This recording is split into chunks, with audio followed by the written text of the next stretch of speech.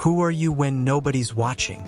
She asked me this during what I thought was just a casual coffee date, and I froze. My mouth opened. Nothing came out. I laughed nervously, tried to deflect with a joke, but she just sat there, waiting, looking at me with these eyes that said she actually wanted to know. And I realized with absolute terror that I had no idea how to answer that question. I was 28 years old and I didn't know who I was. I knew who I was supposed to be. I knew who people thought I was. I knew the version of myself I performed for the world. But who was I when nobody was watching? When there were no likes to chase, no approval to win, no expectations to meet? I had no fucking clue. This is the story of how one question destroyed my entire identity, and how that destruction saved my life. Let me paint you a picture of who I was before that question shattered everything. From the outside, I had it together. I was the guy who always had the right answer in meetings, the friend who gave great advice, the son who made his parents proud, the boyfriend who said all the right things. I had a carefully curated Instagram that made my life look exciting and purposeful. I had the job title that impressed people at parties. I had the fitness routine, the reading list, the morning habits, all the things that made me look like I had my shit figured out. But here's the truth I didn't want to face. Every single thing about me was designed for an audience. I didn't work out because I loved how it felt. I worked out because I loved how it looked. I didn't read books because I was genuinely curious. I read them so I could reference them in conversations and seem intelligent. I didn't have hobbies. I had things I did that photographed well. I didn't have opinions. I had positions that made me seem thoughtful without being controversial. I was a performance artist, and my art was pretending to be a person. Every morning I'd wake up and put on the costume. Check social media to see how yesterday's performance was received. Craft the perfect response to messages, not saying what I actually felt, but saying what would get the best reaction. Walk into the office with the energy everyone expected from me. Confident, capable, in control. Spend 8 hours being the professional version of myself, the one who never showed weakness or uncertainty. Go to the gym and post a story about the grind. Meet friends and be the entertaining, slightly self-deprecating, but ultimately impressive version of myself. Come home exhausted from performing all day, scroll through my phone looking at other people's performances, feel inadequate, promise myself I'd do better tomorrow. Rinse and repeat. For years, I measured my worth in metrics: followers, likes, promotions, compliments, how many people laughed at my jokes, how many heads turned when I walked into a room. I collected achievements like trophies that proved I was valuable. I collected people's approval like currency that bought me the right to feel okay about myself. And the worst part? I was good at it. People loved the person I was pretending to be. I got validation constantly. You're so inspiring. You've got it all figured out. I wish I had my life together like you do. Every compliment felt like proof that the performance was working. Every like felt like evidence that I was doing it right. Every achievement felt like another brick in the wall of the identity I was building. But underneath all of it, underneath the performance and the validation and the carefully constructed image, there was this growing emptiness. This sense that none of it was real, that I was somehow pulling off the greatest con of my life, convincing everyone, including myself, that I knew who I was. So when she asked me that question, who are you when nobody's watching? Everything I'd been running from caught up with me in one moment. We were on our third date. Things were going well, or at least I thought they were. I was performing the good guy who's emotionally available but not too intense routine that had always worked before. And she just stopped mid-conversation and asked it, like she could see through everything and wanted to know what was underneath. I tried to answer. I started listing things. I'm a marketing director. I'm passionate about fitness. I love reading. I'm close with my family. And she gently interrupted. No, Those are things you do, things you show people. I'm asking who you are when all of that's stripped away. When you're alone in your apartment at 2 a.m. and nobody will ever know what you're thinking or feeling. Who is that person? I felt something crack inside my chest. Because the honest answer, the one I couldn't say out loud, was I don't know. I've been so busy being who everyone needs me to be that I never stopped to figure out who I actually am. She saw it on my face. The panic. The realization. She reached across the table and took my hand.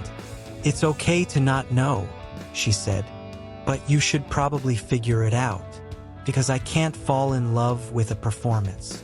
I need to know the real person. We didn't have a fourth date, not because she rejected me, but because I couldn't show her what didn't exist. I couldn't be real with her when I didn't know what real was. That night, I sat in my apartment, the one decorated to look like I had taste and style, the one that would photograph well if anyone came over, and I had a full breakdown. Not the kind where you cry and feel better. The kind where your entire sense of self collapses and you realize you've been living a lie so convincing you believed it yourself. I looked around at my life. The books on the shelf I'd bought to impress people but never read. The gym equipment I used for content more than fitness. The clothes I wore because they projected the right image. The friendships built on shared performances rather than real connection. The career I'd chosen because it sounded impressive, not because it meant anything to me. Everything, and I mean everything, was for show. I did something I hadn't done in years.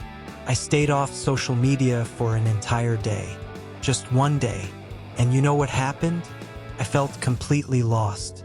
I didn't know what to do with myself. I didn't know how to just exist without documenting it or curating it or sharing it.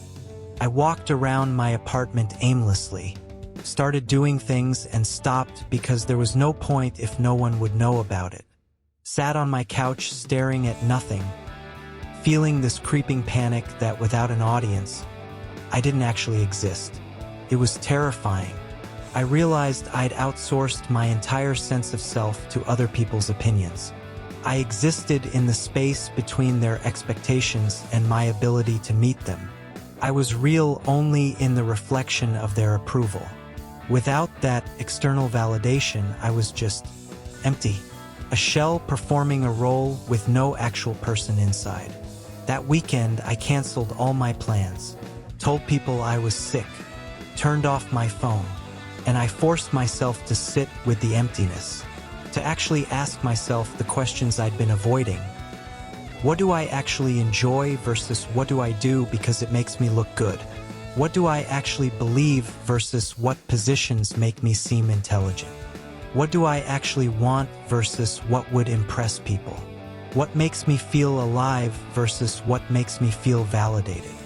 Who would I be if no one ever knew about any of it? The answers that came up scared the shit out of me, because they were different. So different from the person I'd been performing.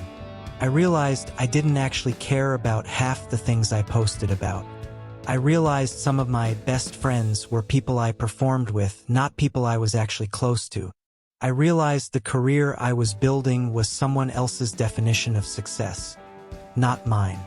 I realized I'd spent 28 years asking, what will make people think I'm valuable?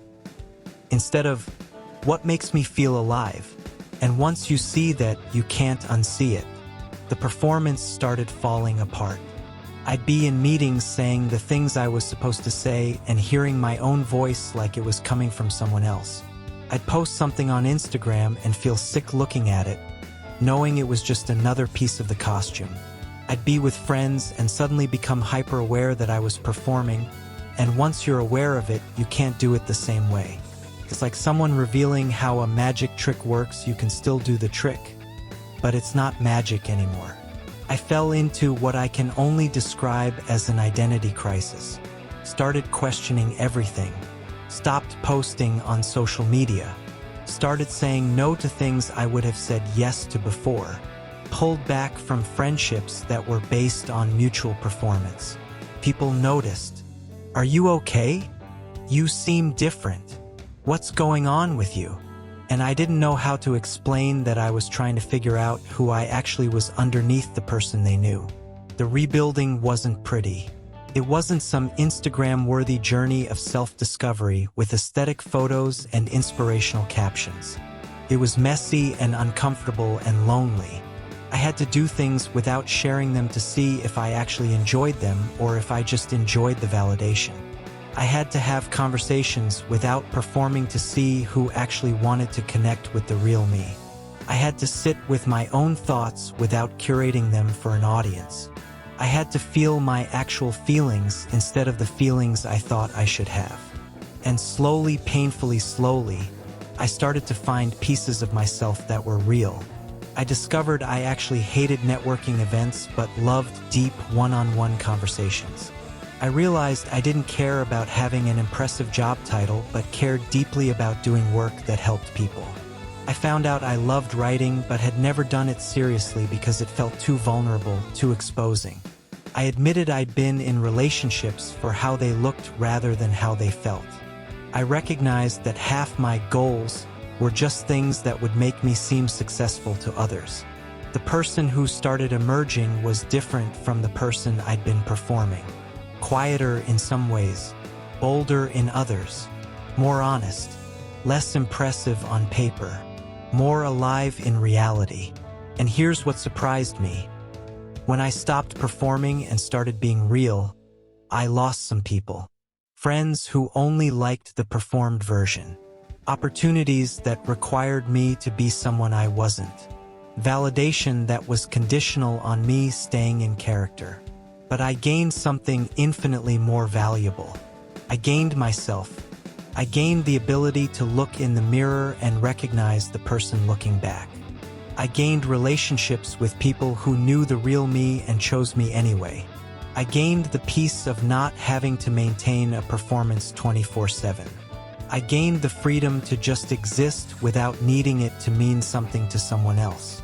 That woman who asked me the question, I reached out to her 6 months later, told her she'd accidentally changed my life with one question, asked if she wanted to try again, but with the real me this time.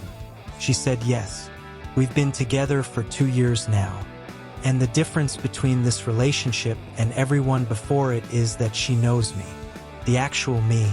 The one who exists when nobody's watching. The one who's still figuring it out. The one who's imperfect and uncertain and real. So here's what I want to tell you.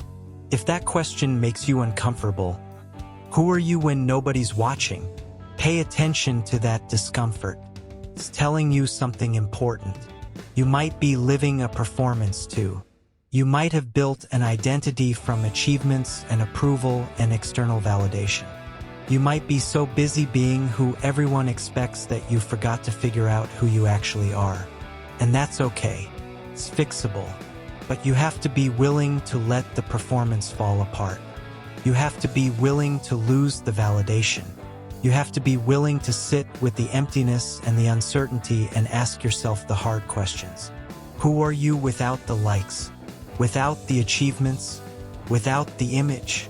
Without the role you play for your family, your friends, your followers? Who are you in the quiet moments when nobody's watching and nobody will ever know?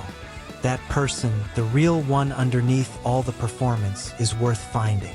Even if it means losing everything you built on the false foundation. Even if it means disappointing people who loved the performed version. Even if it means starting over. Because living as a performance is exhausting and empty, and it will slowly kill the real you until there's nothing left but the character you're playing. Stop performing. Start being. It's scarier. It's less impressive. It's more vulnerable. But it's the only way to actually live. Who are you when nobody's watching? If you can't answer that, it's time to find out.